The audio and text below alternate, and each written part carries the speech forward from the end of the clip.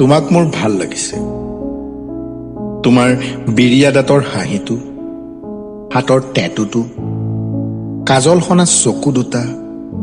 ভাবিছো তুমি মোৰ ফ্ৰেণ্ড ৰিকুৱেষ্ট একচেপ্ট কৰিলে কথাবোৰ কৈ দিম।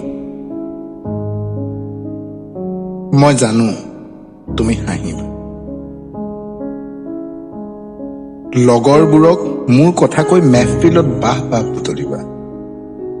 তথাপি দিয়াচোন, মই স্বাধীন দেশৰ নাগৰিক, মোৰোতো ৰাইট টু স্পীচৰ অধিকাৰ আছে। অন্তত আনৰ দৰে মই আবুল তাবুল বকি ছোৱালী বা ল'ৰাৰ মাজত পাৰ্থক্য দেখুৱাই নিউজ চেনেলৰ শিৰোনাম দখল কৰা নাই। তোমাক দেখি ভাল লাগিল।